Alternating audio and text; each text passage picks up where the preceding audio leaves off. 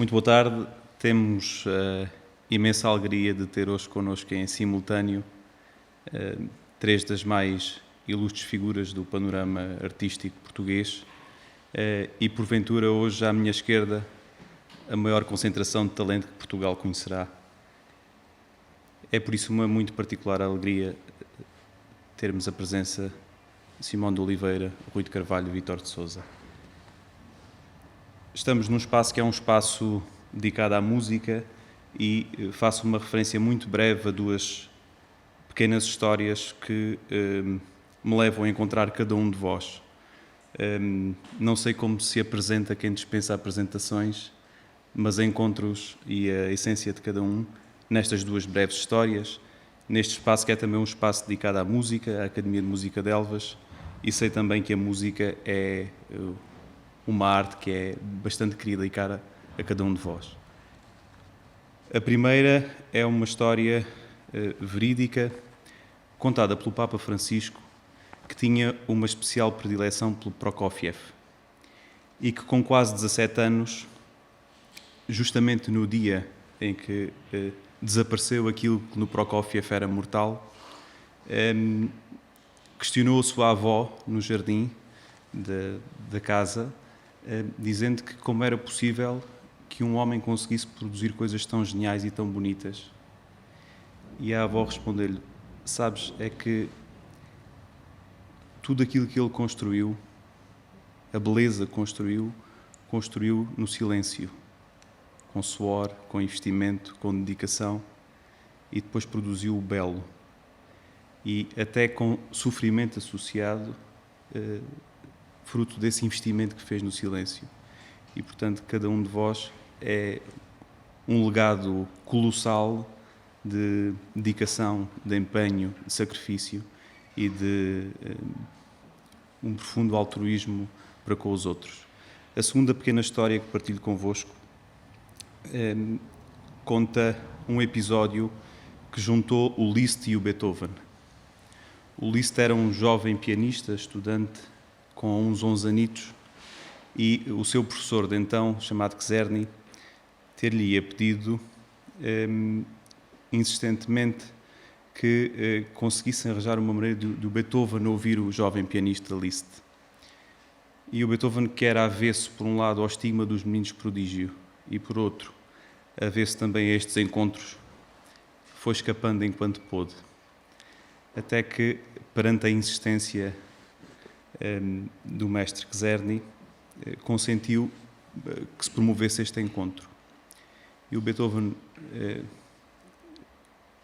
ouviu o Liszt tocou uma fuga de Bach, tocou uma obra de sua autoria, pediu-lhe também que transpusesse a fuga e no final disse-lhe uma frase que podia ser dita a qualquer um de vós.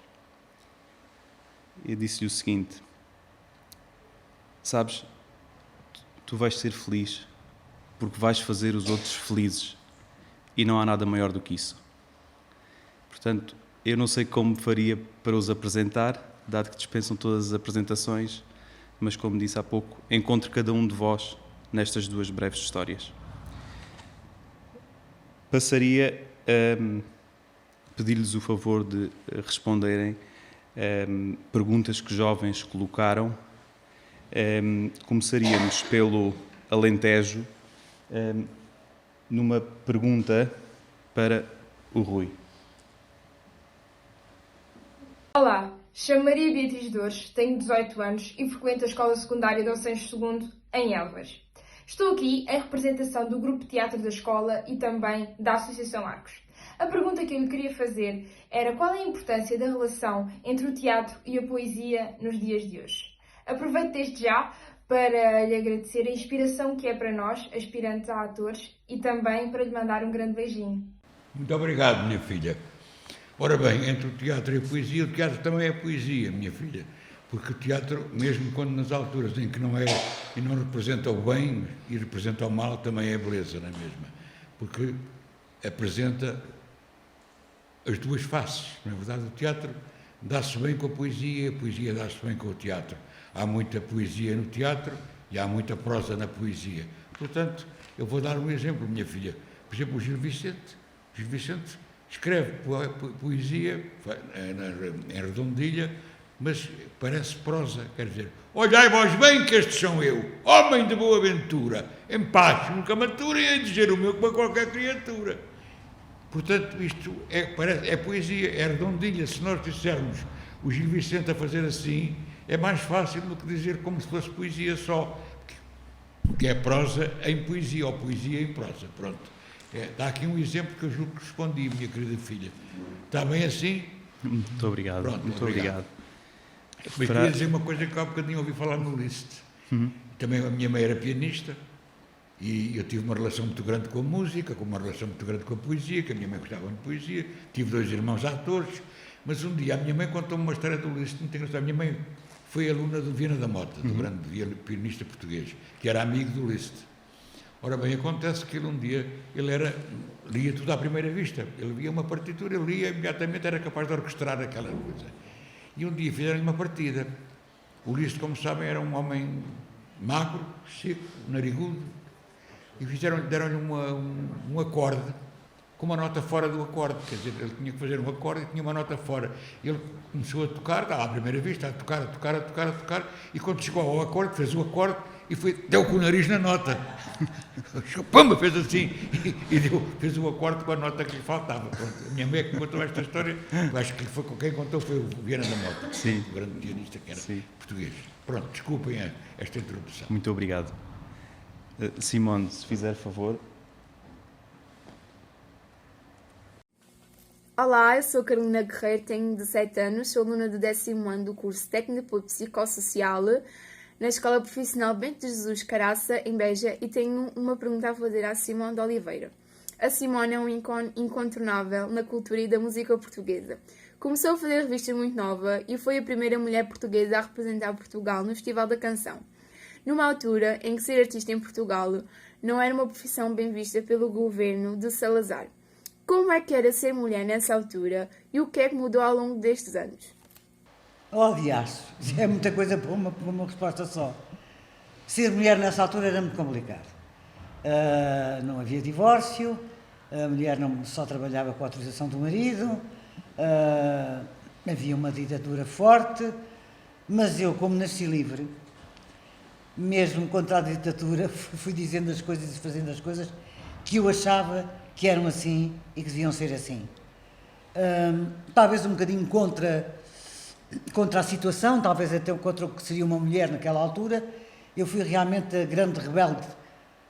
Tive uns pais extraordinários que tiveram que aceitar esta filha um bocadinho diferente das outras pessoas, mas não tem nada a ver com o que ser mulher hoje. Era muito complicado, muito difícil, mas para mim, sinceramente, eu fiz sempre tudo aquilo que eu achava que devia fazer, que eu achava que queria fazer em nome da minha verdade, possivelmente não seria a verdade dos outros, e acho que ser mulher é uma coisa muito importante. Como é que foi representar Portugal? Foi uma grande camada de nervos, e uma grande aflição, e aquilo que nós pensamos quando levamos aquilo que eu costumo dizer, a pátria às costas, às vezes não é só a canção, ou não é só a letra, não é só a música, é todo o país que vai às nossas costas. E isso é uma honra muito grande, uma honra que eu tive 2 vezes, uma terceira no Brasil, levado para uma mulher muito importante para mim também, que foi a Amália, e levo sempre lembro-me de tudo, da Moraria, do Bairro Alto, da Avenida da Liberdade, do Camões, do Tejo, do Porto, lembro-me de tudo, lembro-me do país todo. Acho que é muito bonito e gosto muito de ser mulher. Não sei se respondi a tudo, mas olha, aprende, se puderes aprender alguma coisa com aquilo que eu disse, mas olha, aprende por ti, sonha, vive, faz força e se livre. Muito obrigado. Olá, sou Gil Nobre, sou estudante do agrupamento de escolas Gabriel Pereira de Évora e vou fazer-vos uma pergunta construída pela Mafalda Caraça, pela Ana Catarina Alfaiate e pela Lânia Fialho, alunas do nosso agrupamento, com a ajuda da socióloga Sónia Cabeça. Cá vai. Hoje celebra-se um grande dia em nossas casas e milhares de árvores estão a ser neste momento plantadas. No entanto, nos restantes dias, tantas outras são cortadas. Como acha Vítor de Sousa que a natureza pode, pela poesia, ser ajudada? Olá. Eu acho que todos os dias temos quase a obrigação de plantar uma árvore. E há muitas maneiras de plantar uma árvore e de a regar. Também é muito importante semear e depois regar, alimentar essa planta. E o facto de fazermos aquilo que gostamos já é muito importante. Há muita gente que tem profissões para que não está vocacionado e que não consegue exercer a profissão que gostaria de exercer. Portanto, eu sinto-me um privilegiado. Lutei por isso, não é para me gabar, lutei por isso. Lutei até me deixarem entrar no conservatório. E hoje, ao fim de muitos anos, 51, 52 anos, eu continuo com uma alegria imensa a fazer aquilo que gosto. Porque também fui regando, digamos assim, a minha carreira, a minha profissão ao longo dos anos, exatamente com as coisas boas que fui, e as menos boas também, que também se aprende. Às vezes rega-se e não se acerta no canteiro. Isso são as coisas menos boas.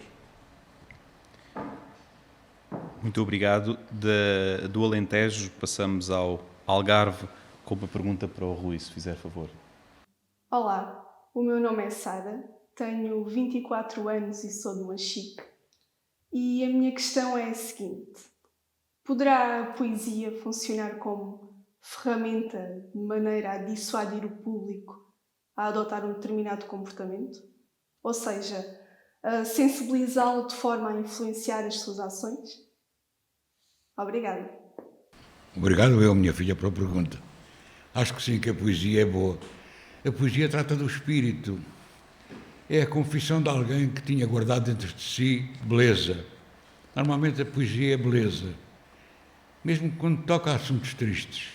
Se nós lemos o Feld, do Zé Duro, sentimos que a poesia é bela também, mesmo quando fala de dureza e tristeza. Acho que sim, que a poesia pode ter muita influência, sobretudo na nossa maneira como conduzir na vida. Conduzirmos com harmonia, rimando com a vida, rimando com a natureza, rimando com os nossos semelhantes. Acho que sim, que a poesia faz parte da nossa vida, minha filha. Usa a poesia como tua companheira. Nunca a deixes sozinha, não? Ela não gosta de estar sozinha, porque há muita gente que cuida dela. Portanto, não está sozinha, mas muita gente duvida que tem qualidade para ser poetisa. Em Portugal, é o poeta. É extraordinário. Eu recebo tantos testemunhos de beleza em poesia que realmente, que agora que estou confinado, tenho sentido realmente o que é beleza e o que é realmente a grandeza da nossa poesia, a grandeza dos nossos poetas. Obrigado pela tua pergunta, minha filha. Vive em poesia, se puderes. Vive com a poesia, não te esqueças disso. E obrigado pela tua pergunta. Muito obrigado. Olá, Dona Simão de Oliveira, o meu nome é Carlos André Favinha, tenho 30 anos e sou natural de Olhão. E acredito que a arte tem um papel essencial na nossa sociedade. A nossa sociedade evolui, degrada-se e regenera-se, mas as boas músicas perduram no tempo. Na sua opinião, o que é que faz uma boa canção e o que é que faz essa canção perdurar no tempo e se tornar intemporal? Obrigado. Muito obrigado pela pergunta. Eu acho que uma canção, para mim as palavras não estão gastas. Portanto, acho que o poema é importante. Acho que as palavras para mim têm que dizer alguma coisa, eu tenho que as sentir como se fossem aqui do meu estômago, da minha alma, do meu sangue. Depois é evidentemente que a melodia ajuda. E depois, eu vou dizer uma coisa que pode parecer um bocadinho pateta. Uma grande canção pode ser destruída por uma má interpretação. E uma canção menos boa pode ser valorizada e muito por uma interpretação muito boa e muito sentida. Portanto, isto é assim, ou há canções boas ou há canções más. Ou há bem cantadas ou há mal cantadas. Depois, o que é que acontece? Olha, vai daquilo que nós achamos que está bem e que está mal. Às vezes eu própria acho que cantei mal. Também vou ser um bocadinho vaidosa. Não me aconteceu muitas vezes, mas terei algumas vezes cantado mal, com certeza. E acontece que nos dias em que eu acho que cantei pior, há sempre alguém que me diz assim: Simone, hoje é que você esteve a 200%, e eu sei perfeitamente que não estava. E quando em ocasiões em que já estive a 200%, penso que tenham sido algumas, há sempre alguém que diz: você hoje não estava realmente naqueles dias. Portanto, olha, depende de como se ouve uma canção. Muito obrigada pela pergunta. Música, letra, alma, coração, verdade. Muito obrigado. Caro Vítor de Sousa, se pudesse voltar atrás no tempo e dar um conselho a si próprio, qual seria? O conselho, há pouquinho, sem querer, respondi quase a parte dessa pergunta, que é o ter a sorte de fazer o que se gosta. E o conselho que eu daria é: não deixes de lutar. As coisas depois têm muito mais importância, valorizam-se tanto por merecermos, digamos assim, aquilo que alcançamos e que conseguimos, com muito esforço, muitas vezes, conseguimos alcançar. É importante que nós possamos olhar para trás e pensar: pronto, consegui fazer aquilo que quero, ter a profissão que gosto, com muito sofrimento, com muita dor, com momentos maravilhosos. Não há nada melhor do que ter as pessoas à nossa frente. É muito bonito fazer televisão, fazer cinema, mas faltam as pessoas à nossa frente, a respirar ao mesmo tempo que nós. E agora, com este problema que estamos a passar, infelizmente, da pandemia, já me aconteceu dizer poemas para salas vazias, praticamente, com 4 pessoas, e é muito mau, é frio, é estranho. Também já me aconteceu, enquanto espectador, estar a ver um espetáculo de que estou a gostar muito, mas sinto-me incomodado porque não tenho ninguém ao meu lado, nem atrás de mim. Está tudo separado, está tudo para não se tocarem. E isso faz-me impressão. Portanto, o sonhar, o dar conselhos, é muito bom, mas também temos que saber ouvir aqueles que nos querem bem e que nos querem ensinar. Muito obrigado. Agora é a região de Lisboa e Val do Tejo. Uma pergunta para o Rui de Carvalho, se fizer favor. Começo por agradecer ao Rui de Carvalho pela pessoa e profissional que é e pela inspiração que traz aos portugueses, nomeadamente aos jovens, através da sua humildade e dedicação. E gostava de perguntar qual foi o seu maior desafio a nível pessoal e profissional ao longo dos seus 94 anos de vida e 79 anos de carreira, e que mensagem gostaria de transmitir aos jovens? Não é fácil em Portugal ser ator. Não é fácil em Portugal ser artista, seja de que ramo for. Não é fácil em Portugal fazer artesanato, por exemplo. Tudo é arte em Portugal. Mas, para responder à tua pergunta, minha filha, eu estou um bocado perdido. Preciso da ajuda do Luís. Luís, ajuda-me lá ao final da pergunta. Qual tinha sido o maior desafio a nível pessoal e profissional que teve, que recorde especialmente? Qual foi o maior desafio profissional e o maior desafio pessoal? Eu acho que todos os desafios mensagem daria aos jovens? São iguais. Todos os desafios eu considero tanto um personagem protagonista como uma pequena rábula. Faço sempre com o mesmo carinho, com a mesma vontade de servir bem aqueles que gostam de me ouvir.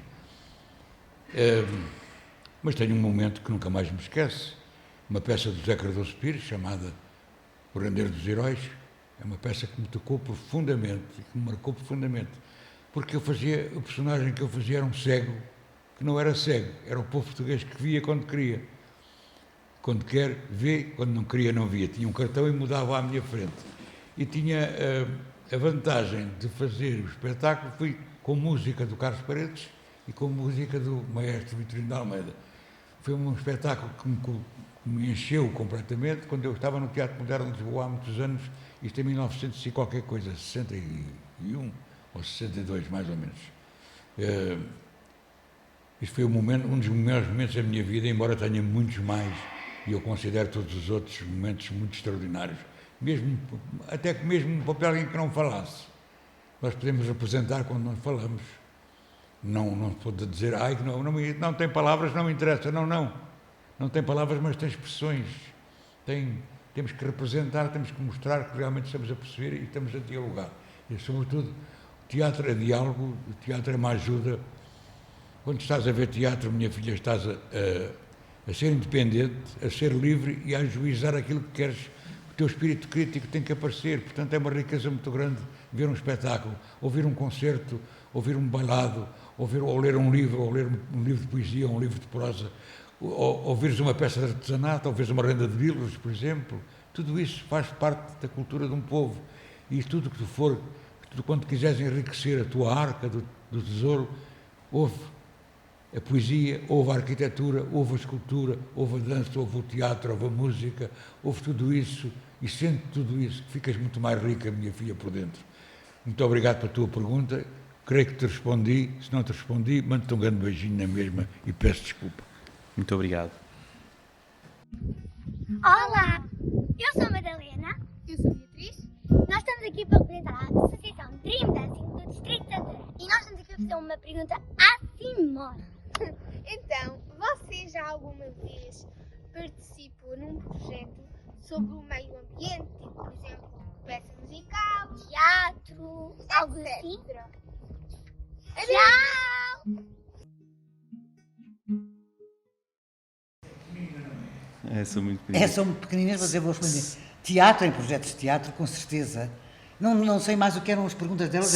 Era uma pergunta apenas, era se já tinha participado em algum projeto artístico que tivesse como referência ao meio ambiente. Muito sinceramente, dá-me ideia que não. Aliás, esta história do meio ambiente, que já devia ter sido uma coisa que devíamos eu ter aprendido há muitos anos atrás, começou a vir agora ao de cima, por causa de todas as diferenças atmosféricas e não só que têm existido no mundo. O mar está mais quente, lá em cima há o de gelo, ai meu Deus, para onde é que vão os ursos, ai meu Deus, o desaparecimento das árvores, que é uma coisa que eu ainda não percebi como é que estão a deitar abaixo tantas árvores, para onde é que vão as aves, para onde é que vão os animais, mas no meu tempo de 10 ou 12 anos, da idade delas, era um assunto que não vinha à baila.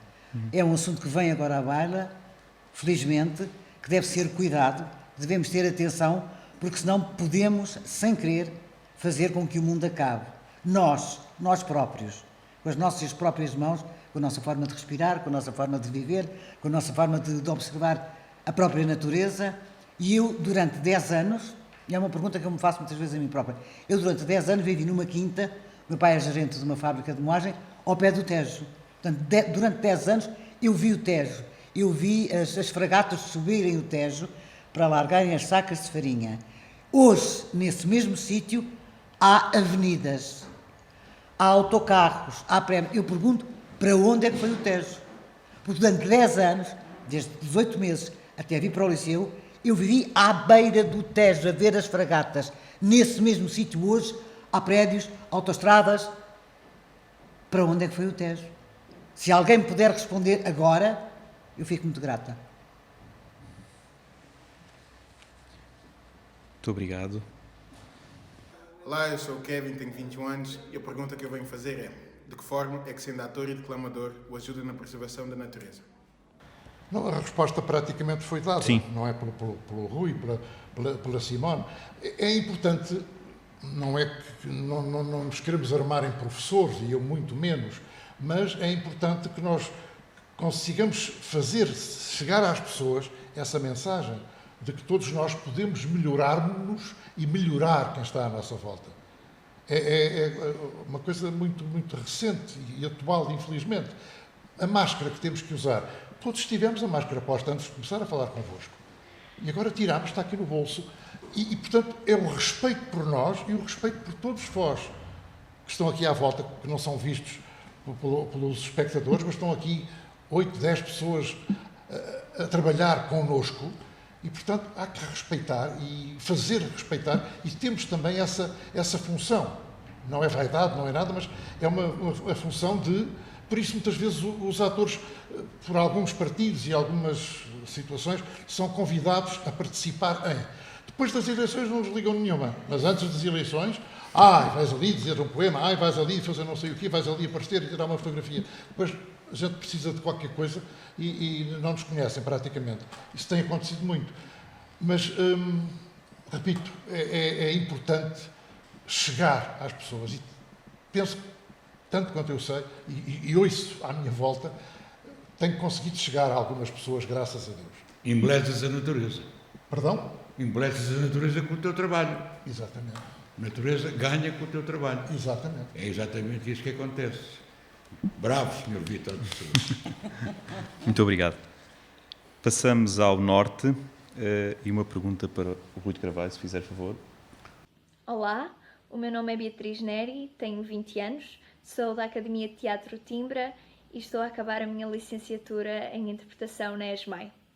A minha pergunta vem de alguém que está prestes a acabar um curso, a entrar no mercado de trabalho e a começar uma carreira.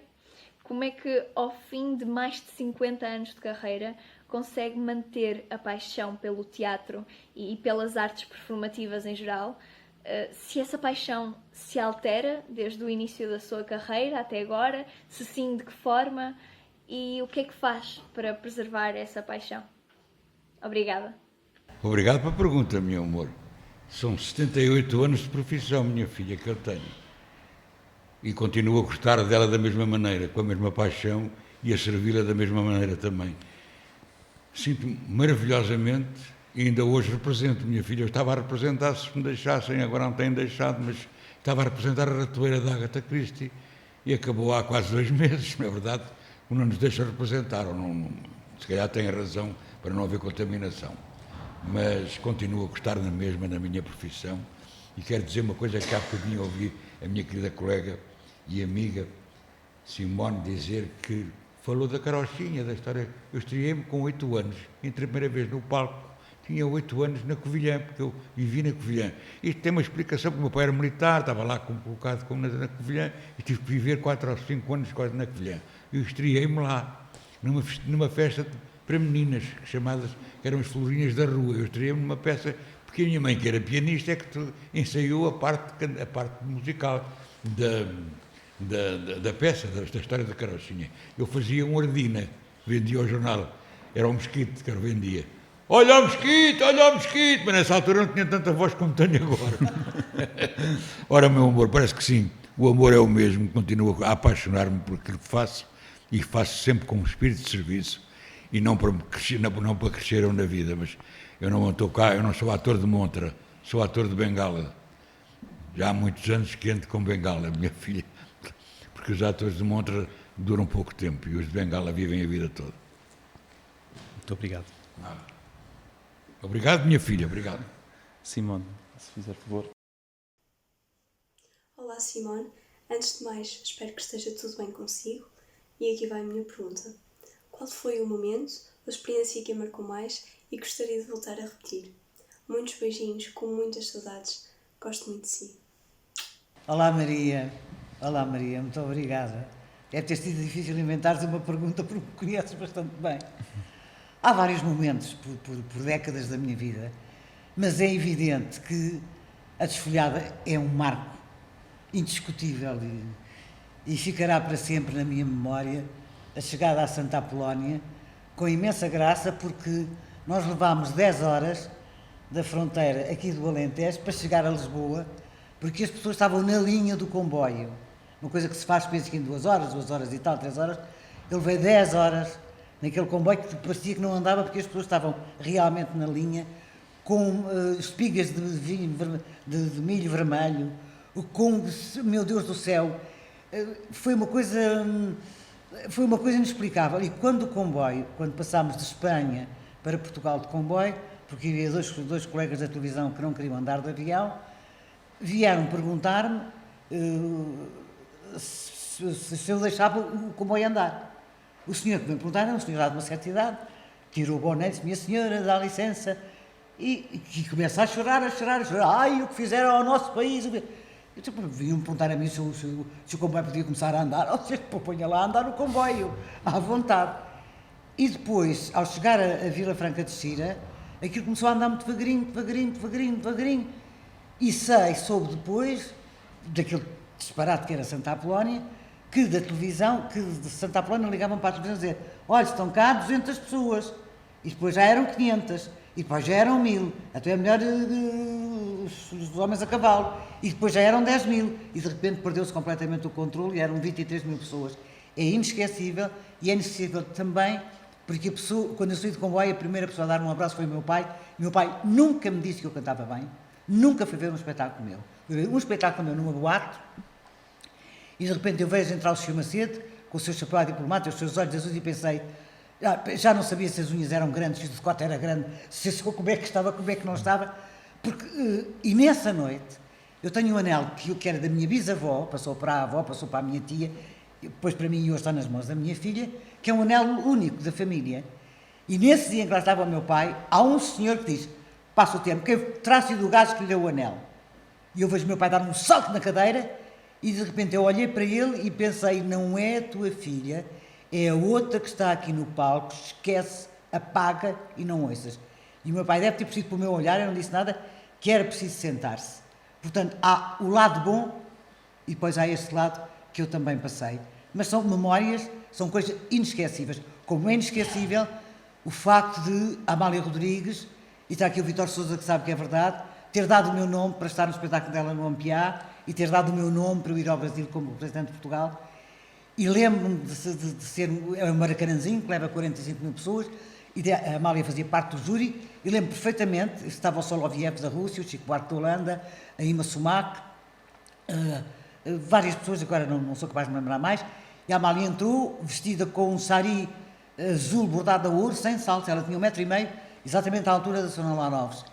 E o Maracanãzinho levantar-se inteiro para lhe dar uma salva de palmas, e ela atravessou para se sentar naquela mesa. Isso fica inesquecível. Há várias coisas, há vários momentos inesquecíveis, mas este realmente tem muita força. Claro que é desfolhada. Claro que a desfolhada ficou até hoje por causa de uma frase: quem faz um filho palco por gosto. Hoje não tem importância nenhuma. Mas dizer isto em 1969 foi... Eu fui insultada de tudo, nos cafés, nos restaurantes, por homens, por mulheres, por tudo que vocês possam imaginar. Tenho maior orgulho e continuo a dizer que bom foi eu ter dito naquela altura: quem faz um filho, falo por gosto. E o Zé Carlos Ari, que já tinha dado esta canção a várias colegas minhas, que eu não vou dizer, não vale a pena, que não queriam dizer. E foi nessa altura que eu conheci, olha lá, aquela mulher muito grande, aquela mulher eu pesava nessa altura 85 quilos. Onde é que está aquela muito grande, tem a voz muito grande, a outra voz que eu perdi. Ele disse assim: é capaz de dizer isto? Eu sou. Se eu fiz os filhos por gosto, quando quis e de quem quis, porque é que não vou dizer isto? E disse, e ainda bem que disse, e estou muito contente. Portanto, é um momento inesquecível, como terá havido em determinadas alturas outros momentos. Eu penso que a nossa vida, ou de cantores ou de atores, há vários momentos inesquecíveis, que nos ficam, uns, nós lembramos mais, outros lembramos menos, outros às vezes lembramos com tanta paixão que não queremos relembrar. Porque as pessoas com quem trabalhamos já não estão, porque nós já somos outras pessoas. Portanto, isto é uma vida muito cheia de tudo, mas esta foi com certeza uma memória, 2 ou 3 memórias muito importantes. Muito obrigada, Maria, e parabéns pela maneira que cantas e como cantas, e devias aproveitar isso. Um beijo muito grande, mas já a tua mãe, ao teu pai, ao teu irmão. É uma família de artistas. Muito obrigado, Vítor. Olá, Vítor de Sousa. Eu sou Gonçalo Mendes. Como aluno de interpretação há 3 anos, tenho uma pergunta que sempre foi uma enorme questão para mim e sempre teve respostas diferentes dependendo das pessoas, que é o seguinte: a personagem, o que é dito personagem, está dentro ou fora de nós? Ou seja, a personagem é alguém, uma espécie de pessoa fora de nós, onde nós temos que respeitar e seguir, como se tivesse toda uma vida onde nós temos que nos encaixar nela, ou seja, encarnar ou vestir a sua pele, ou a personagem está dentro de nós, ou seja, faz parte de nós e é uma variação de nós. Essa é a pergunta. Gonçalo, que bonita pergunta, muito obrigado. É muito difícil, talvez, explicar em breves palavras. O ator tem que ter muita disciplina.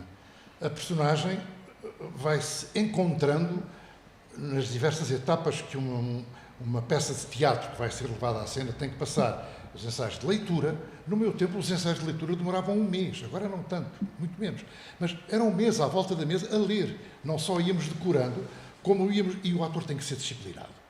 O ator tem que acreditar em quem o está a dirigir. Se o ator não acredita e não se sente bem e pergunta: mas porquê é que eu tenho que dizer assim? E o encenador não nos sabe explicar a razão, o porquê, não nos convence, digamos assim.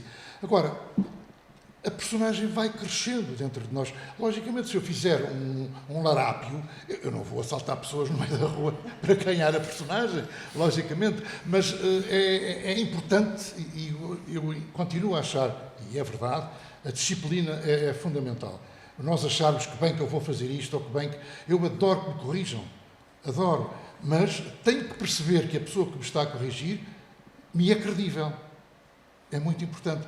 Depois a pessoa acaba o espetáculo, apaga a luz do camarim, fecha a porta, entrega a chave ao porteiro e pouco a pouco, logicamente, que a personagem vai ficando pelo passeio até nós chegarmos a casa. Porque há personagens muito fortes que puxam muito pelas emoções de um ator e que isto não é exatamente a mesma coisa do que fechar a luz do camarim e de dar a volta à chave na fechadura. Portanto, depende muito do trabalho que estamos a fazer, mas principalmente em comédia não tanto e em farsa não tanto, claro, mas em drama ou mesmo em tragédia, eu acho que nunca fiz tragédia, fiz algumas porque ia mal, mas de qualquer maneira, desculpa Gonçalo, mas de qualquer maneira, o que é importante é que é preciso, repito, acreditar, fazer e trabalhar muito. Ó Vítor, deixa-me ajudar-te. Eu fazia numa telenovela um personagem que era um bêbado frustrado, em que eu bebia tudo. Eu não bebo, como sabes, na verdade. E um dia entrei numa loja para comprar um maço de cigarros, quando eu ainda fumava na altura, e cheguei ao balcão e pedi: dá-me um maço de 320, faz favor. E há um senhor que estava lá e disse assim: ó Sr. Roy, não vai o pepinho? Eu assim: não, eu não bebo. Olha, não bebo, pois não, é cada pianha, pá. Jogava que eu bebia. Imagina, eu não bebo. De vez em quando faço bem de bêbado. Mas é porque os vejo a eles. Claro, contávamos no Brasil, nomeadamente, os atores famosos de teatro que depois passaram para a televisão, que faziam papéis mais violentos, mais duros, mais antipáticos, eram quase esbofeteados na via pública. E aqui também aconteceu. Com alguns colegas nossos. As pessoas o levam a sério, tão a sério, que se passam por nós numa estrada, naquele momento explodem o ódio que têm por aquilo que estamos a fazer. Isso é bom. É mau porque podemos levar uma estalada, mas é bom porque que a coisa está a chegar, o trabalho está a chegar às pessoas. Naquela série de televisão, o Dallas, o ator que fazia de mau, acho que era uma excelentíssima pessoa, que era o melhor das pessoas do mundo. Ganhou um ódio, mas era o personagem principal. Eu numa telenovela que fiz com o Rui de Carvalho, já agora comentando a força dos personagens, eu fazia de tua mulher. Era exatamente, casava. E à porta de minha casa, há uma senhora que bate à porta e diz assim: eu quero ver o Sr. Rui de Carvalho. E a minha empregada disse: por amor de Deus, eu não sei muito bem que o Sr. Rui de Carvalho está lá em cima, com a Dona Simone. E ela dizia: o Sr. Rui de Carvalho não mora aqui, por amor de Deus. E ficou à espera de eu sair para ver se via o Rui de Carvalho. Ninguém a convencia de que o Sr. Rui de Carvalho não morava ali. Mas, olha, nós devíamos ir muito bem como casal. Desculpa lá, devíamos ir muito bem os dois como casal. Eu nas origens também fazia o apaixonado da Ofélia, não sei se eu lembro. Quando eu passava na rua chamava-me Ofélia. Mas um dia estava à espera de ir filmar, estava ao lado da Maria Ninha Rei Monteiro, ao pé de mim, e uma senhora aproximou-se e disse: desculpem eu vir cumprimentá-los, não me licença, Sr. Rui. Eu queria dizer aqui uma coisa à sua dona Mariana Rei Monteiro. E eu: faça favor, minha senhora. Ó, Sr. Rui, ela levanta-se, ouviu? Ela não está doente na cama, está com saúde. Queria avisar a ela que eu sabia que ela se levantava. Jurava que eu realmente não sabia. Não sei se têm ideia de uma peça que ela orava, levava um tiro. E havia um senhor na primeira fila. É chamada grande confusão, não é? Levava um tiro, e ele ia para a primeira fila, todas as vezes dizia: Sra. Laura, sai daí, Sra. Laura, que ele vai estar no tiro, que ele vem dali para ali. E o senhor ia todos os dias ver a peça. Eu acho isto uma delícia. Eu não sei como é que a Laura não começava Alguns vão ver a peça, outros vão ver o que se chama revista, vão ver as pernas das meninas. Também é verdade. Mas havia, por exemplo... Também houve esse tempo. Esta agora é picante, é um bocadinho picante. Havia no Porto, no Teatro Santa Bandeira, o companheiro era o Carlos Leal, que fazia. E havia um senhor que ia todos os dias para ver a sua menina, chamado Coió, eram os Coiós, que são apaixonados pelas meninas que estavam em cena. E um dia o homem não chegou à hora, atrasou-se, e o Carlos Leal meteu-se com ele. Ana, chegou agora, venho muito a tempo, teve a dar da merda.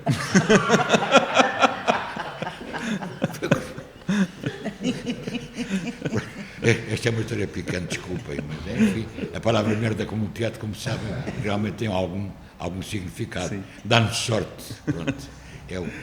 É mau cheiro, mas que tem um bom aroma. É um bom cheiro com um bom aroma, não sei se já repararam. É um aroma. Sim. Que é mau. É péssimo, desculpa lá. Muito obrigado. Passamos para a região centro. Vou dizer adeus à nossa menina que está ali. Rui, diz-nos a Inês de Castro. Considera que a poesia também se expressa através da música? Poderemos considerar determinados músicos poetas? Podemos, sim. Então o Chopin não é um poeta? O Chopin não vivia com a Jorge Sand, que era uma poetisa, na verdade, uma mulher ilustríssima? Acho que sim. Acho que então, nós estamos a ouvir uma sinfonia de Beethoven, por exemplo, não é poesia. Um Mozart não é poesia. O Rachmaninoff não é poesia. O Tchaikovsky não é poesia. É tudo poesia. Faz parte. É a música, é a poesia com som.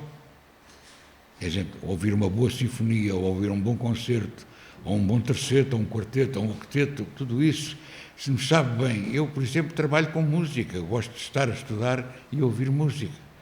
Sabe-me bem ouvir música. Eu, aliás, até pedi ao grande impulsionador deste programa, ao Luizinho, para me acompanhar num pequenino poema, não um grande poema que eu vou ler daqui a bocadinho para vocês ouvirem, que eu acho que é uma beleza. Vou tentar interpretá-lo para vocês verem a beleza e a atualidade que tem.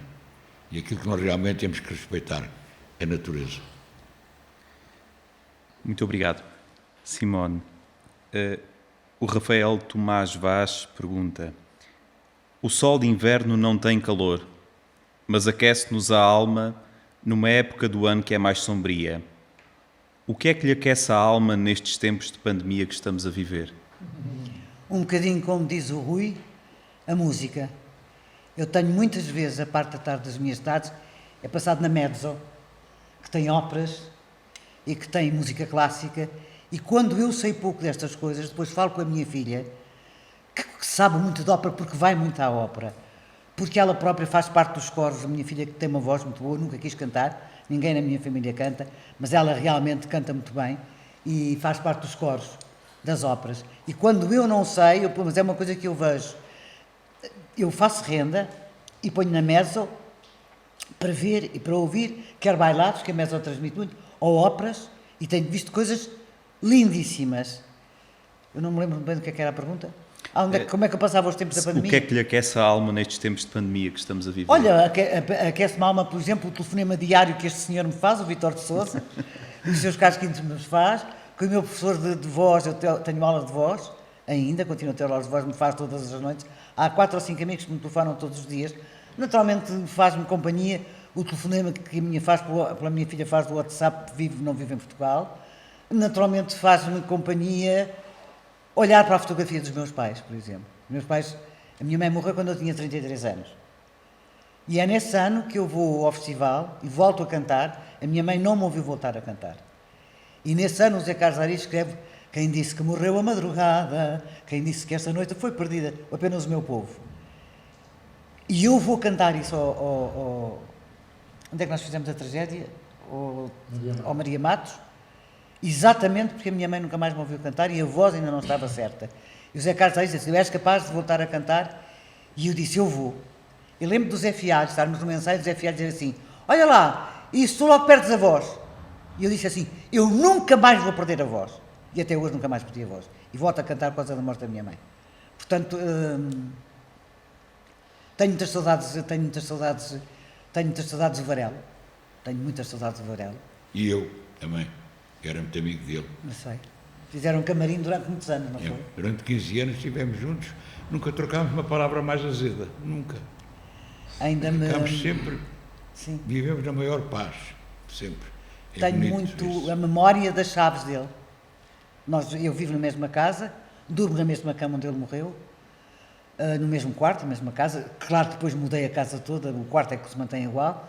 E tenho o som das chaves dele a entrar em casa, e isso às vezes, para quem vive sozinha como eu, Varela morreu há 26 anos ou 25 anos, às vezes é um bocadinho complicado. Mas tenho muitas saudades da minha mãe e do meu pai, muitas. E tenho a fotografia, mas é engraçado, eu preciso de olhar para as fotografias porque elas ao mesmo tempo me dão uma certa paz. Eu não tenho uma fotografia minha de trabalho em casa, uma que seja. Tenho uma que já está tapada, que era que estava em casa do José Carlos Ari, que eu lhe tinha dado, e tem uma fotografia minha por cima. Eu não tenho uma fotografia de trabalho em casa, eu não tenho nada, eu tenho fotografias do meu pai, da minha mãe, dos meus filhos e dos meus netos. Coisas minhas, pronto, tenho as condecorações, porque são bonitas, não as posso fechar na gaveta, deixa-me lá ter as condecorações. De resto, eu não tenho fotografias minhas de trabalho, não tenho, não tenho mesmo. Agora, sinto muita falta do meu pai e da minha mãe, isso. Ou houve uma avó que eu amei, também tenho uma fotografia, a minha avó paterna, que era belga, por isso é que eu me chamo Simone, que era a avó Jane. Dizem que eu sou muito parecida de feitio com ela, que o meu pai dizia, já chegou a princesa ofendida, que era eu. Se não me ouvia rir, perguntava à minha mãe, a tua filha, nunca era a filha dela, era sempre a filha dela, não era dele. A tua filha hoje ainda não chegou, porque eu enchia a casa, a minha irmã era mais silenciosa, mas tenho muitas saudades, tenho uma saudade muito grande. É uma saudade calada, percebe? Daquelas coisas que está cá embaixo, já passaram muitos anos, mas que me veio, nesta altura da pandemia, isso de vez em quando vem ao de cima, eu tenho tentado que isso não tome conta de mim, porque senão então, quer dizer, eu não me atirava da varanda, porque o meu sonho era ter uma varanda que não tenho, só tenho janelas, portanto o melhor é estar sossegadinha, a ver a mezzo e a ver as telenovelas que eu gosto, há 2 ou 3 que eu gosto, e pronto, e é assim, o que é que eu hei de fazer à minha vida? Tenho saudades, todos nós temos saudades de qualquer coisa, e saudades às vezes de coisas que não sabemos o quê. Eu costumo dizer que às vezes tenho saudades de mim. Não tenhas. Mas tenho, às vezes. Continua na mesma. Meu querido, aos teus olhos e ao teu coração, no resto não. Muito obrigado. Nada. O António Teixeira Costa pergunta ao Vítor, como é que perspectiva a cultura no pós-pandemia? Desabafa, meu filho, desabafa. Tem que ser perspectivo que temos que vamos todos recomeçar, vamos todos reaprender a estarmos uns com os outros, vamos todos reaprender a poder trabalhar da maneira que nós queremos e gostamos, porque passou um ano e se calhar vão passar mais alguns meses em que não vamos ter na totalidade o assunto resolvido, digamos assim. E portanto, tem de se reaprender, mas para todas as coisas, até para o contacto entre nós, não atores, todas as pessoas, porque o facto de não dar um aperto de mão, não dar um abraço, não dar um beijo, durante um ano, não é que eu seja beijoqueiro, também sou, mas de qualquer maneira, um ano sem poder dar um beijo. Luís, eu há bocado quando o vi, não o vi há muito tempo, estendi-lhe a mão quase sem querer. Ai, não pode ser. Isto é horrível. Sim. E eu penso muito nisso. E penso também, porque tenho um afilhado com 14 anos, o mal que isto está a fazer às crianças. Que têm um tempo de brincar, de viver, de aprender com os outros, uns com os outros. Bem, sei que agora podem aprender através das novas tecnologias, mas falta-lhes a presença. Se for preciso para dar um pontapé, se for preciso para se portarem mal, digamos assim, terem que levar um estalo, de qualquer forma, é isso que tem que acontecer. Todos temos que reaprender uma série de coisas. Não é que as tenhamos esquecido, é que as temos em banho-maria. E agora precisamos de as tirar do banho-maria para tudo começar de novo, de preferência com a mesma genica, com a mesma vontade de lutar, de fazer as coisas bem feitas. Muito obrigado. Nesse dia não te apareço. Levo um abraço que até fico morto. Abraças-me com tanta força que vai quando voltar a essas coisas, a liberdade toda. Permitam-me uma última questão. Rui, há pouco falou-nos da sua estreia com 8 anos na Covilhã. Mais tarde, já em 1942, participou na peça Jogo para o Natal de Cristo, foi encenada pelo mestre Ribeirinho. E do Luís Francisco Rebelo e sim. do Jolie Braga Santos, a música era do Jolie, sim. E a peça era do Luís Francisco Rebelo. O Jogo para o Natal de Cristo, eu fazia o Satanás, na altura. Esse rapaz sonhava chegar onde chegou o nosso Rui de Carvalho, o que é que lhe diria? O que é que o nosso Rui de Carvalho diria a esse menino? Nunca pensei chegar a esta idade, nunca pensei. Até porque um dia uma chega a ler uma vez assim e disse que eu morri aos 33 anos. E eu não morri, estou vivo. É uma alegria, penso nisto todos os dias. Olha, cá estou eu mais de um dia a viver. Aliás, eu aconselho as pessoas a viverem e não esquecerem-se que aquilo que está certo, isso chega num dia. Não vale a pena pensar nela. A morte? Para que pensar na morte? Não vale a pena pensar. É certa, é a única coisa certa da vida, é a morte. O resto é a vida, é para ser vivida, enquanto ela nos for dada e enquanto nos permitirem, ou a natureza, ou Deus, em quem é que nós acreditamos, nos permitir isso. Portanto, meus amigos, vivam a vida, e vocês miúdos ainda têm que viver melhor. Vivam a vida intensamente. Gozem-na com prazer e com muito respeito, sobretudo, pelos nossos semelhantes. Temos que respeitar aqueles que realmente são nossos iguais. E para eles trabalhar com maior honestidade e amor. É a recomendação que eu faço. E o que é que o nosso Rui de Carvalho, do alto dos 94 anos da sua juventude, diria a esse menino que se estreou na Covilhã com 8 anos? Tenham coragem, lutem, não desistam. Se quiserem, peçam aos vossos pais para terem juízo quando eles dizem para vocês não seguirem a vossa carreira. O meu também me disse aqui a mesma coisa que a maior parte dizia: "Oh filho, tira outro curso que é para ver se te safas." Porque não acreditam, realmente, se nós pensarmos bem, quantos escritores em Portugal vivem daqui da escrita? E não têm que fazer outras coisas. Publicidade, ter empregado de escritório. Poucos viveram o Saramago, o Fernando Namora. São poucos aqueles que realmente vivem da escrita. Reparem só nisso. É pena que vocês não leiam mais, que é para eles poderem viver disso. As pessoas têm que ler mais para os escritores portugueses terem mais saída nas livrarias. Eu vou contar-vos um caso que é impressionante. É engraçado este caso. Havia uma senhora que escrevia com o nome de Mary Love. Vendia tudo. Não havia livro que ela não vendesse. Vendia um livro, bomba, vendia. E ela disse: afinal de contas, eu vou mostrar que sou portuguesa e vou escrever um livro com o meu nome. Chamava-se Alice Ogando, nunca mais vendeu livro nenhum. Isso é triste, não é verdade? É nós não gostarmos de nós. Nós temos que gostar da nossa qualidade. Temos que ter alma de espanhóis, como se costuma dizer. Embora eles tenham lá muitas divisões uns com os outros. Mas quando toca a jogar à Espanha, eles são espanhóis, não se esquecem disso. Nós temos que ter mais orgulho naquilo que temos. Nós temos muita gente boa, com muita qualidade. Temos uma televisão ótima, com uma imagem estupenda. E também não achamos. Temos das melhores televisões que há. Eu vi muitas já, porque isso é que eu estou a falar assim. Vi muita porcaria. E um dia disseram-me uma coisa engraçada. Os ingleses, que têm um grande teatro, que está agora fechado, não deixam trabalhar, eles não trabalham em Inglaterra, estão completamente parados. O Kenneth Branagh me disse uma coisa muito engraçada: se não fosse a televisão e o cinema, nós morríamos de fome na Inglaterra. Porque as peças estão tantos anos em cena que realmente os elencos não mudam. Na verdade, nós temos que fazer outras coisas. Isso é verdade. Mas nós cá em Portugal não nos acontece isso. Trabalhamos de quinta a domingo só.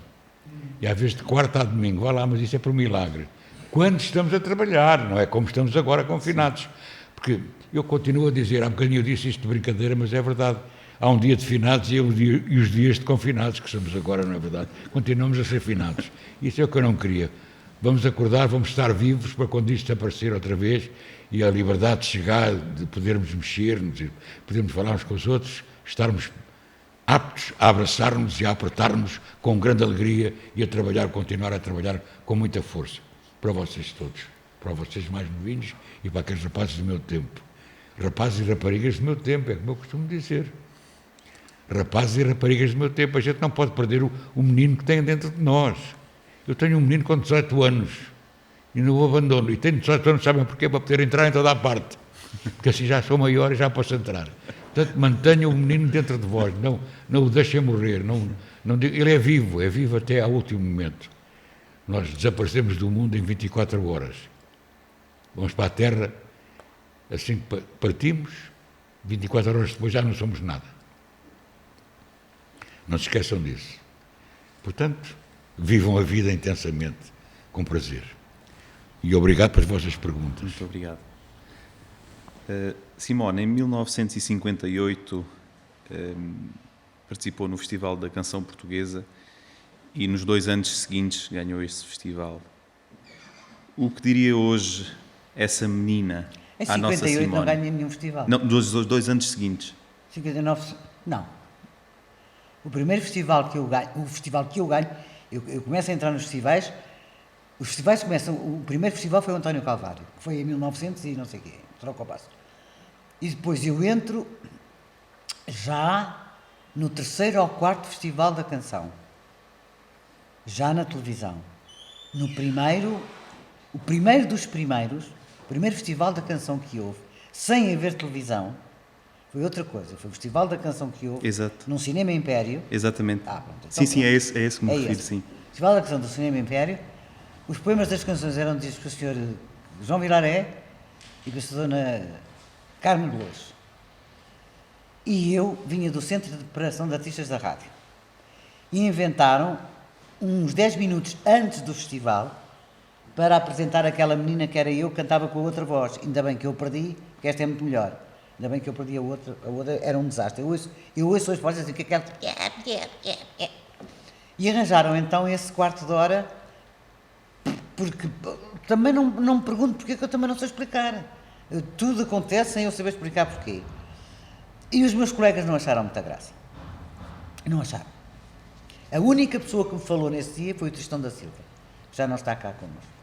E quem me tratou muito bem foi o Dom João da Câmara, o pai do nosso velho Vicente da Câmara. Nós fomos fazer o festival, depois fomos fazê-lo ao Porto. E eu fazia 20 anos nesse dia. E ninguém falava comigo, claro. E no banco da frente do comboio ia o Sr. João Vilaré. Aí estava tudo à volta dele. Ele tinha neste dedo um anel como a Onix preta. E eu ia no banco de trás. E o Dom João da Câmara passou e viu-me ali. Disse assim, o que é que a menina vem fazer? Eu vou cantar. Porque é que está triste? Porque é a primeira vez que eu saio de casa dos meus pais. Então eu hoje faço 20 anos. Tem graça. Tenho uma filha que faz hoje também anos.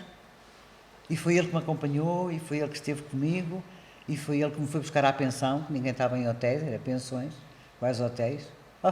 Deixa-me rir. E eu lembro muito, a pergunta era se eu me lembrava. Não, o que é que essa menina, precisamente, Sim. diria à nossa Simone hoje? Essa menina, coitada, não sabia nada da vida. Sabia muito, do lado mau. Mas o que é que ela diria hoje? É pá, destes muitos saltos, mas chegaste lá. Andaste a bater com a cabeça para as paredes, fizeram-te de fel e vinagre, tentaram dar cabo de ti, mas tu deste a volta. Muito obrigado. Nada, obrigado a eu. Vítor, em 1967 apresentou no Olympia em Paris o espetáculo Olimpíadas do Music Hall, onde esteve Simone, a Amália, o do Ouro Negro, o Carlos Paredes, entre outros. O que é que diria esse jovem ao nosso Vítor? O que é que esse jovem? Diria ao nosso Vítor. Oh, meu Deus, foi uma aventura. Eu estava numa companhia de teatro era aluno ainda do Conservatório Nacional. Estava no Café A Brasileira, no Chiado, no intervalo das aulas do curso de teatro, e há um senhor que chega ao pé de mim e diz: é o Vítor ali do Conservatório? Sim, podemos conversar um pouquinho ali fora? Com certeza. Eu conhecia aquela cara vagamente. Era o Fernando Lima, o diretor, na altura o diretor, já faleceu, o diretor de um grupo de bailado extraordinário. Era do regime, era do que quer que fosse. Era um belíssimo grupo de trabalho. Verde Gaio. O Verde Gaio, exatamente. E olha, há uma hipótese o Vítor foi escolhido para apresentar as Olimpíadas do Musical, lá disse os nomes, Simão de Oliveira, La Voix d'Or, de Portugal, que se saiba bem, La Voix d'Or, e foi uma aventura enorme, porque eu fui, a Luzia Maria Martins, a diretora, a minha encenadora e diretora da companhia, juntamente com a Helena Félix, nunca souberam que o Bruno Coquatrix, que na altura era o empresário, o grande empresário do Olympia de Paris, um escritório imenso, um gabinete imenso, um charuto enorme na boca, era o empresário, aquele era realmente... Quem é o empresário? É aquele senhor, e tinha ar de empresário. E ele veio a Portugal para me conhecer a mim e à minha colega Leonor Poeira, que entretanto, pronto, desistiu da profissão, não quis seguir carreira, e lá fomos os dois em aventura. Mas porquê que eu fui? Porque não foi para andar de avião, que nunca tinha andado. Foi para falar francês, que eu jogava que sabia, mas não sabia. Cheguei lá, sabia dizer o i e non, mais nada, praticamente. Estou a exagerar. Mas nós achamos que falamos muito bem. Chegamos à terra onde se fala a língua fluentemente e não percebemos a maior parte das coisas. Mas foi uma experiência muito boa. Foi a primeira vez que viajei, que estive livre, digamos assim, e não é todos os dias que se tem um convite para apresentar um espetáculo daqueles. Imagino, na estreia, a Simone está aqui, que também viu, tínhamos na plateia os maiores nomes da canção. Só não estava quem já tinha falecido, mas estava a Françoise Hardy, a Sylvie Vartan, o Adamo, o Aznavour, o Gilbert Bécaud. Eu estava doido por agarrar um livro de autógrafo, disse que quero lá saber do palco, ir para a plateia pedir autógrafo, que estava ali. Havia ali, principalmente, no meu caso, pessoas, mulheres, que eu tinha pósteres, que se usava muito nos quartos, por pósteres das pessoas que a gente gostava. E, portanto, eu tinha da Françoise Hardy, do Adamo, de Sylvie Vartan, do Johnny Hallyday, o seu marido. E pronto, e realmente foi um momento tão mágico, mas aquilo eu queria era fazer teatro, aquilo foi um afluente que me surgiu na altura. Quando me diziam, gostas mais de teatro ou de televisão? Eu gosto mais de teatro, porque quando eu quis fazer teatro, quis ser ator, ou sonhei ser ator, melhor, era para fazer teatro, não era para fazer televisão, não havia sequer. Portanto, eu comecei a gostar de teatro através da rádio.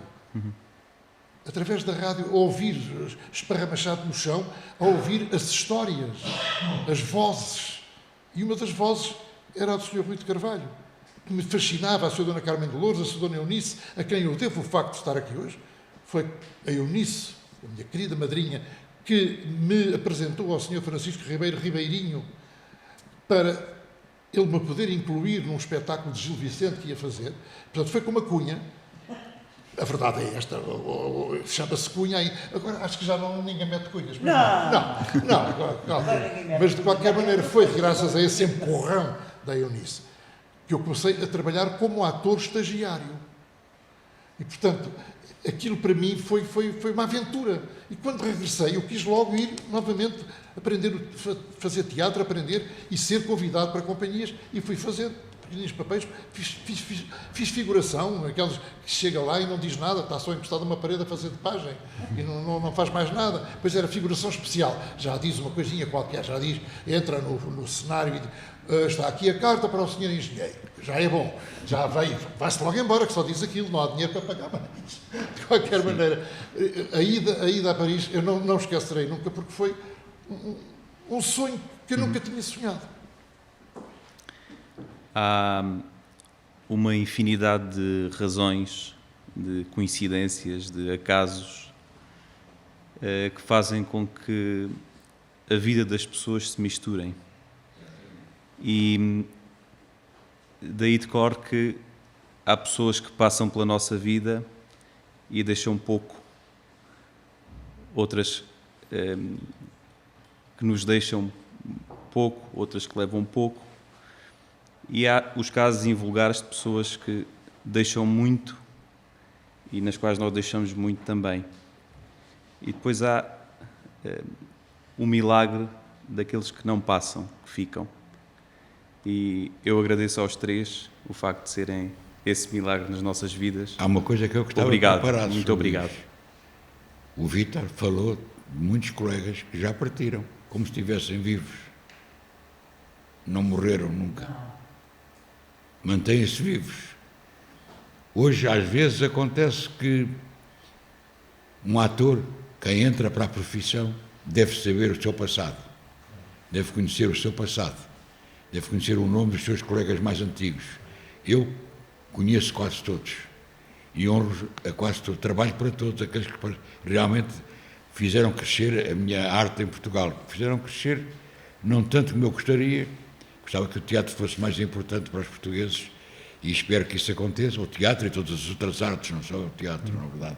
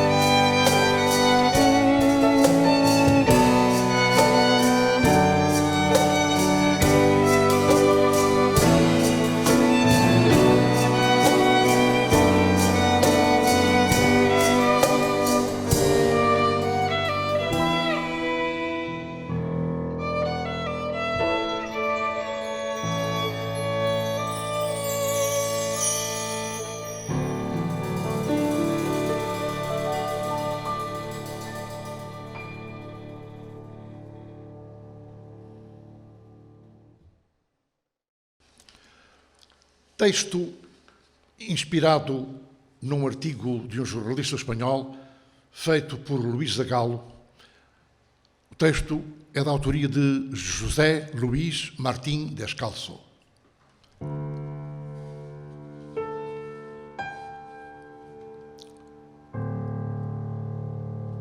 O que se semeia na criança florescerá no homem. Conto-vos a história de um jovem argentino que, graças ao esforço do pai, lavrador, pôde tirar o curso de agronomia na universidade. Quando acabou os estudos, regressou à sua povoação para aí aplicar tudo o que tinha aprendido. E fê-lo recordando bem o último conselho que lhe dera um professor. No exercício da tua missão agrícola, não te fies no que sabes. Consulta sempre os mais velhos da tua aldeia, que tantas vezes, na sua incultura, sabem mais do que todos os cientistas. O jovem engenheiro um dia aproximou-se do homem mais velho da sua terra natal, de seu nome Sr. Laureano, e perguntou-lhe: sabe qual é o meu terreno, Sr. Laureano? Sim, claro, respondeu. Lindo deixou, patrãozinho, acrescentou. Bem, Sr. Laureano, eu queria perguntar-lhe uma coisa. Pensa que este terreno dê bom algodão? Algodão, patrãozinho? Afirmou. Não creio que este terreno possa dar algodão. Garanto-lhe que durante todos estes anos que eu aqui vivi, eu nunca vi que este terreno pudesse dar algodão. E milho? Insistiu o jovem. Crê que possa dar milho? Milho, patrãozinho? Não creio que este terreno possa dar milho.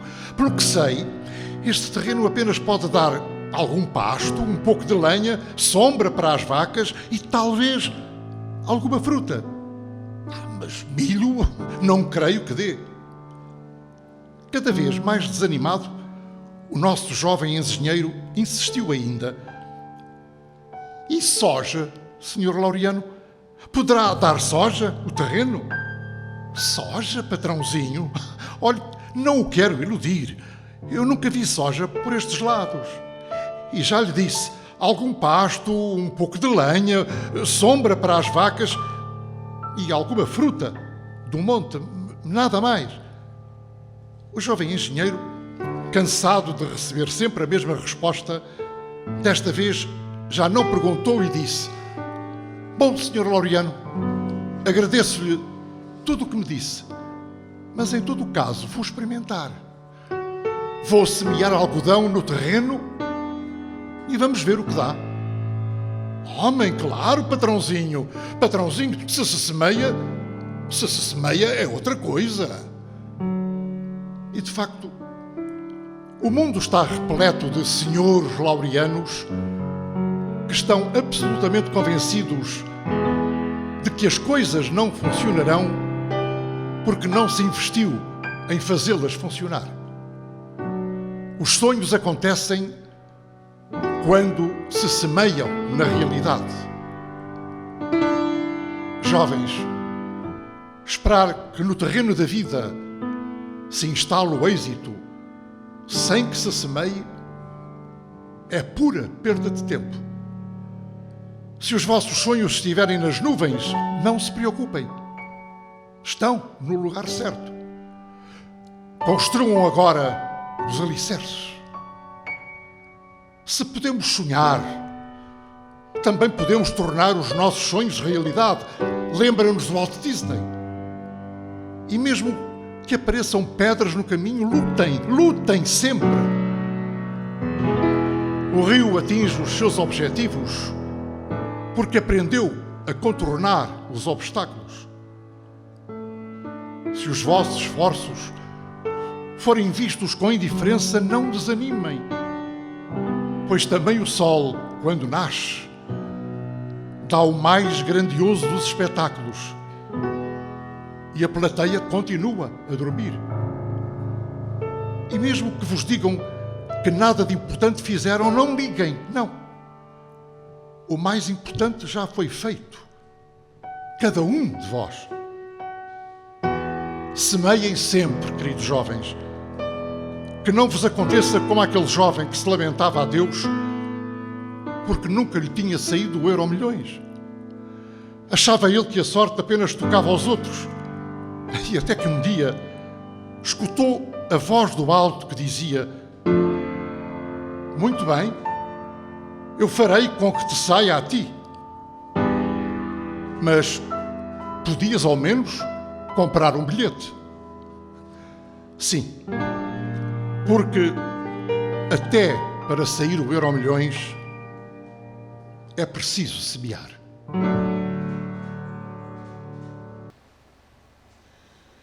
Há muito tempo já que não escrevo um poema de amor. E é o que sei fazer com mais delicadeza. A nossa natureza lusitana tem essa humana graça feiticeira de tornar de cristal a mais sentimental e baça babadeira. Mas ou seja que vou envelhecendo e ninguém me deseja apaixonado, ou que a antiga paixão me tenha calado o coração, no íntimo pudor, há muito tempo que já não escrevo um poema de amor.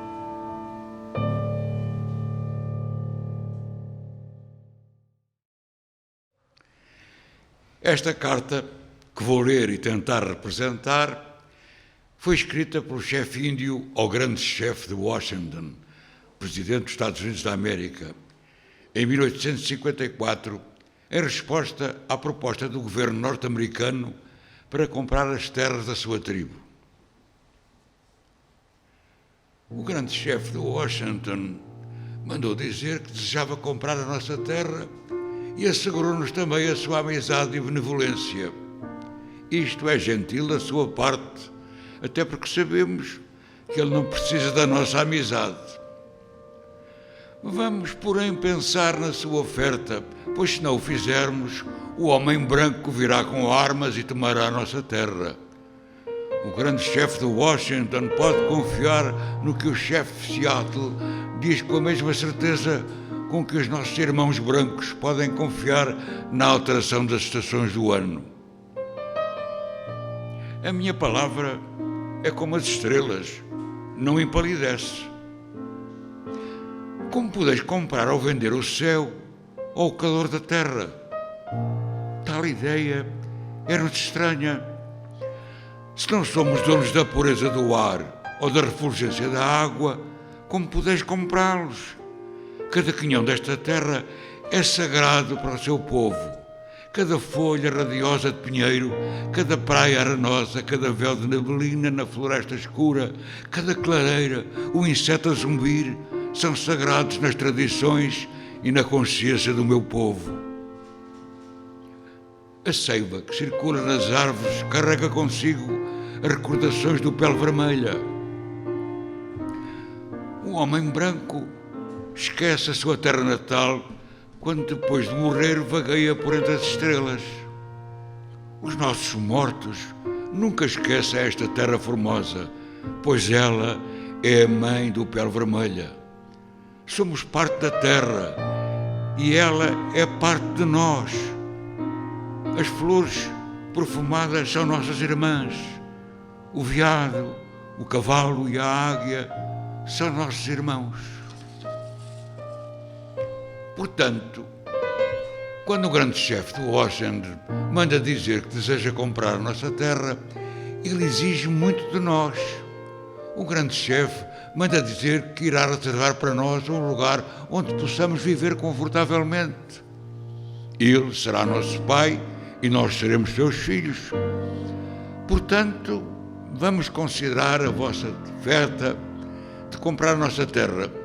Mas não vai ser fácil, porque esta terra é para nós sagrada. Esta água cristalina que corre nos rios e regatos não é apenas água, mas também o sangue dos nossos ancestrais. Se vos vendermos a terra, tereis de vos lembrar que ela é sagrada e tereis de ensinar aos vossos filhos que a água límpida dos lagos conta os feitos e as recordações da vida do meu povo. O murmurar da água é a voz do pai do meu pai. Os rios são nossos irmãos. Eles apagam a nossa sede, transportam as nossas canoas e alimentam os nossos filhos. Se vos vendermos a nossa terra, tereis de vos lembrar e ensinar isso aos vossos filhos, e tereis de conceder aos rios o afeto que darias a um irmão. Sabemos que o homem branco não compreende o nosso modo de viver. Para ele, um quinhão de terra é igual a outro, porque ele é um forasteiro que chega na calada da noite e tira da terra tudo o que necessita. A terra não é a vossa irmã, mas sim vossa inimiga, e depois de a conquistar, partis indiferentes, deixando para trás os túmulos dos vossos antepassados. Vós tratais a vossa mãe, a terra, e o vosso irmão, o céu, como coisas que podem ser compradas, saqueadas, vendidas. A vossa voracidade arruinará a terra, deixando para trás apenas um deserto. Não sei. Os nossos costumes diferem dos vossos. A vossa visão das vossas cidades causa tormento aos olhos do Pele Vermelha. Mas talvez isso aconteça por ser o Pele Vermelha um selvagem que não compreende. Não há sequer um lugar calmo nas cidades do homem branco. Não há um lugar onde se possa viver e desabrochar e ver desabrochar a folhagem na primavera ou vibrar das asas de um inseto. Mas talvez assim seja por eu ser um selvagem que nada compreende. Que vida será de um homem se não puder ouvir a conversa dos sapos em volta de um pântano? Sou um Pele Vermelha e nada percebe. O ar é precioso para nós, porque todas as criaturas o partilham, animais, árvores e homem. O homem branco parece não entender o ar que respira, como um moribundo em prolongada agonia. Ele é insensível ao ar pútrido. Mas se vos vendermos a nossa terra, tereis de vos lembrar de que o ar é precioso para nós, que o ar partilha o seu espírito com toda a vida que sustenta. O vento que deu ao nosso bisavô o seu primeiro sopro de vida também recebe o seu último sopro. E se vos vendermos esta terra, devereis mantê-la como um lugar em que podais saborear o vento, cingido pela fragrância das flores campestres. Vamos, pois, considerar a vossa oferta para comprar a nossa terra. Se aceitarmos, colocarei uma condição ao homem branco. Deverá tratar os animais desta terra como seus irmãos. Sou um selvagem e desconheço que possa ser de outro modo. Tenho visto milhares de búfalos a apodrecer na pradaria, abandonados pelo homem branco que os abate a tiros disparados do comboio em movimento. Sou um selvagem e não concebo como um fumegante cavalo de ferro possa ser mais importante do que o búfalo. Nós, os índios, matamos apenas para nos alimentarmos. O que é o homem sem os animais? Se todos os animais acabassem, o homem morreria de uma grande solidão de espírito. Por tudo quanto acontece aos animais, acontece ao homem. Tudo está relacionado entre si. Deveis ensinar aos vossos filhos que o chão que pisamos são as cinzas dos nossos antepassados, que a riqueza da terra é a vida da nossa família. Ensinai aos vossos filhos o que temos ensinado aos nossos, que a terra é a nossa mãe. Tudo quanto fere a terra, fere os filhos da terra. Se os homens cospem no chão, cospem sobre eles próprios. De uma coisa sabemos: a terra não pertence ao homem, é o homem que pertence à terra. Disso temos a certeza. Tudo está interligado como o sangue que une uma família. Tudo quanto agride a terra, agride os filhos da terra. Não foi o homem quem teceu a teia da vida. Ele é um fio dessa mesma teia. Tudo o que ele fizer à teia, a si próprio fará. Os nossos filhos viram os seus pais humilhados na derrota. Os nossos guerreiros sucumbem sob o peso da vergonha. Não tem grande importância onde passaremos os nossos últimos dias. Eles não serão muitos, mais algumas horas. Bem, mais algumas horas, menos uns invernos, e nenhum dos filhos das grandes tribos que viveram nesta terra ou que têm vagueado em pequenos bandos pelos bosques sobrará para chorar sobre os túmulos um povo que um dia foi tão poderoso e cheio de confiança como o nosso. Compreenderíamos, talvez, se conhecêssemos os sonhos do homem branco, se soubéssemos quais as esperanças que transmite aos seus filhos nas longas noites de inverno, quais as visões do futuro que oferece às suas mentes para que possam formular desejos para o dia da manhã. Somos, porém, selvagens. Os sonhos do homem branco são para nós um enigma, e por serem um enigma, temos de escolher o nosso próprio caminho.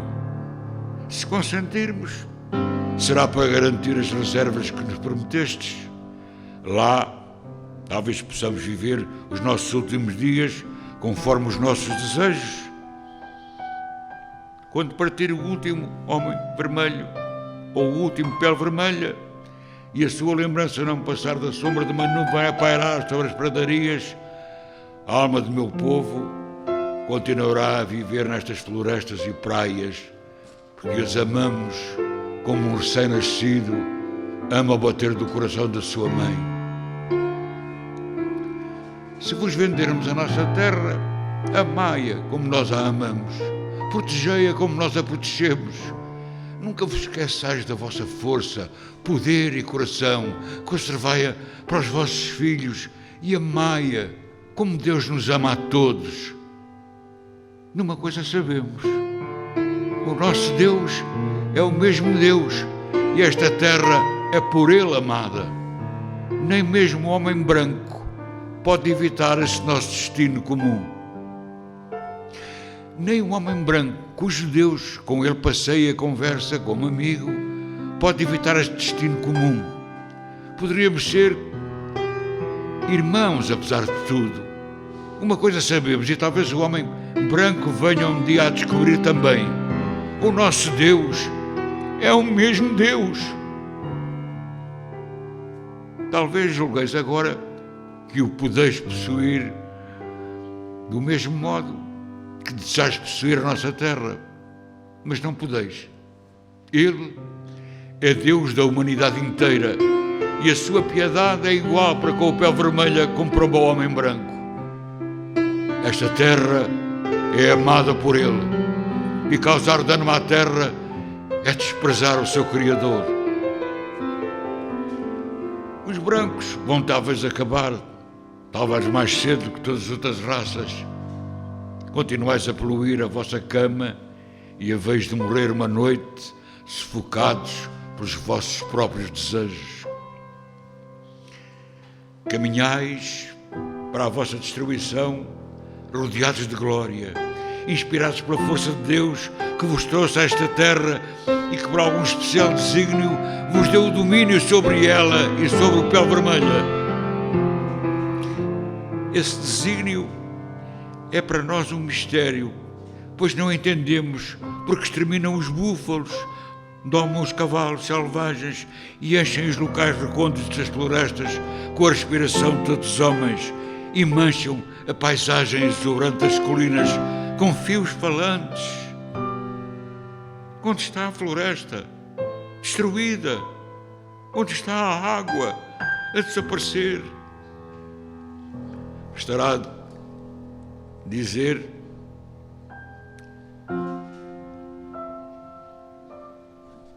a dizer: adeus às andorinhas e aos animais da floresta.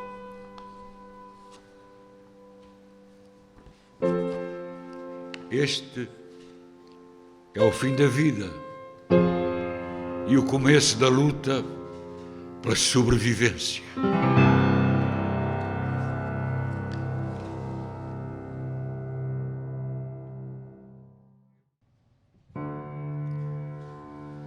Um pouco de céu, de Mafalda Veiga. Só hoje senti que o rumo a seguir levava para longe. Senti que este chão já não tinha espaço para tudo o que foge. Não sei o motivo para ir. Só sei que não quero ficar. Não sei o que vem a seguir, mas quero procurar. E hoje deixei de tentar erguer os planos de sempre. Aqueles que são para outro amanhã, que há de ser diferente. Não quero levar o que dei. Talvez nem sequer o que é meu. É que hoje parece bastar um pouco de céu. Um pouco de céu. Só hoje esperei, já sem desespero, que a noite caísse. Nenhuma palavra foi hoje diferente do que já se disse. E há qualquer coisa a nascer bem dentro, no fundo de mim.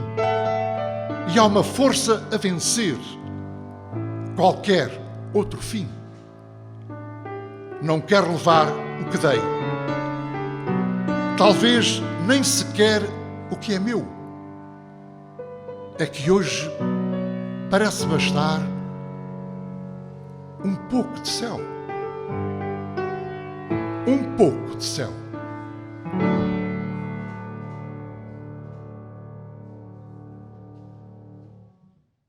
De Fernando Vieira, passou por nós o tempo.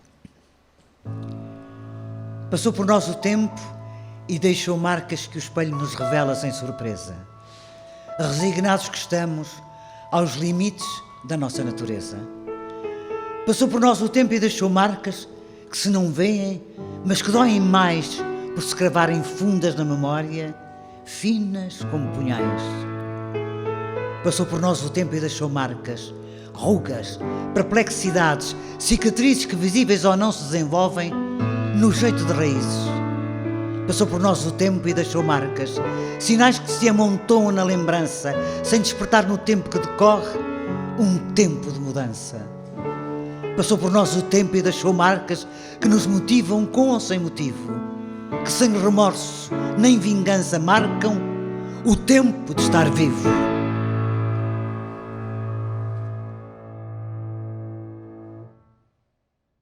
Um poema de Sebastião da Gama. Viesses tu, poesia. Viesses tu, poesia, e o mais estava certo. Viesses no deserto, viesses na tristeza, viesses com a morte. Que alegria mereço ao que pomar, se eu não justificar, poesia, a tua vara mágica. Bem sei, antes de ti foi a mulher, foi a flor, foi o fruto, foi a água. Mas tu é que disseste e os apontaste. Eis a mulher, eis a água, eis a flor, o fruto, e logo foram graça, aparição, presença, sinal. Sem ti que fora das rosas, mortas, mortas para sempre na primeira, morta à primeira hora. Ó poesia, viesses na hora desolada e regressara tudo à graça do princípio. Do livro A Invenção do Dia Claro, de José de Almada Negreiros, a flor.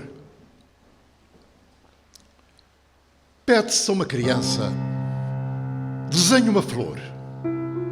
Dá-se-lhe papel e lápis. A criança vai sentar-se no outro canto da sala onde não há mais ninguém. Passado algum tempo, o papel está cheio de linhas. Umas numa direção, outras noutras, umas mais carregadas, outras mais leves, umas mais fáceis, outras mais gostosas. A criança quis tanta força em certas linhas que o papel quase que não resistiu. E outras eram tão delicadas que apenas o peso do lápis já era demais. Depois a criança veio mostrar essas linhas às pessoas. Uma flor as pessoas não acham parecidas estas linhas com as de uma flor. Contudo, a palavra flor andou por dentro da criança, da cabeça para o coração e do coração para a cabeça, à procura das linhas com que se faz uma flor.